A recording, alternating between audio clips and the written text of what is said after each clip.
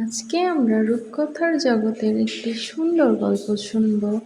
রূপকথার এই দেশের নাম ছিল বিক্রমপুর। এই দেশে ছিল এক রাজা আর এক রানী, কিন্তু তাদের কোনো সন্তান ছিল না। এই গ্রামের সবাই অনেক মিলেমিশে থাকত এবং রাজাও তার প্রজাদের খুবই ভালোবাসত। আর এই রাজ্যের রানীমা ছিলেন অনেক বেশি দয়ালু। সে প্রায় সময়ই তার গরুর গাড়ি নিয়ে বের হয়ে যেত রাজ্যের মানুষদের অবস্থা পর্যবেক্ষণ করার জন্য। একদিন সে দেখল এক গরিব ভিখারি একটা লোকের কাছে টাকা চাইছে, কিন্তু লোকটি কোনোভাবেই তাকে সাহায্য করছে না। ভিখারি লোকটি বলল, বাবু, আমাকে কিছু টাকা দিন, আমি 2 দিন ধরে খাইনি, দয়া করে একটু সাহায্য করুন। কিন্তু তাও নির্দয় লোকটির মনে একটু দয়া হলো না। এরপর রানীমা দেখেন একজন মা এবং তার ছোট্ট মেয়ে মিলে গরিবদের জন্য খাবার রান্না করছে। এটা দেখে রানীমা খুবই খুশি হয়ে যায়। এরপর রানীমা তার প্রাসাদে ফিরে আসে এবং আস্তে আস্তে প্রহরীর সাথে দেখা হয়ে যায়।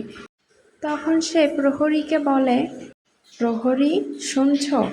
আসার সময় দেখলাম একটা অহংকারী লোক একটা গরিব লোককে সাহায্য করছে না, তুমি তাকে শাস্তির ব্যবস্থা করো। আর একটা মা এবং মেয়ে মিলে সবাইকে খাবার দেওয়ার ব্যবস্থা করছে, তুমি তাদের পুরস্কারের ব্যবস্থা করো। প্রহরী বলল, ঠিক আছে রানীমা। এরপর সন্ধ্যা নেমে আসলো, আর তখন দেখা যায় এই বিক্রমপুর যতটা শান্ত মনে হয় আসলে তা নয়। এখানে এক ভয়ঙ্কর ডাইনি বাস করে।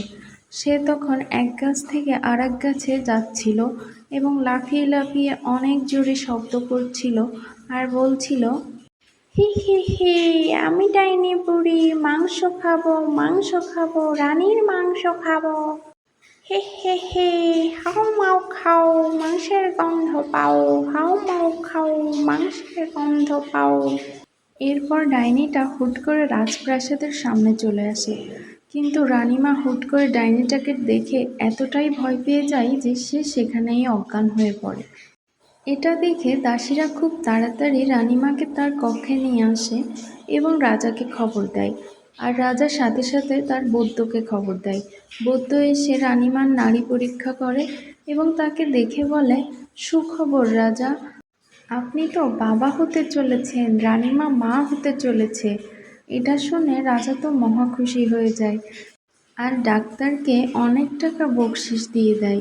যেহেতু রাজা অনেক দিন থেকে নিঃসন্তান ছিলেন, তাই তিনি অনেক খুশি হয়ে যান। আর রানীমার খুশি তো আর দেখে কে, সে যেন একেবারে আকাশের চাঁদ হাতে পেয়েছে। রাজা বাইরে এসে সারা দেশে উৎসব ঘোষণা করে এবং সব মানুষকে একে একে ডেকে মিষ্টি খাওয়ায়। তার পেয়াদাদের বলে দেয় যাকেই পাবে তাকেই মিষ্টি খাওয়াবে। সারা রাজ্যে যেন এক উৎসবমুখর পরিবেশ সৃষ্টি হয়। সবার মুখে আবার হাসি ফুটে ওঠে।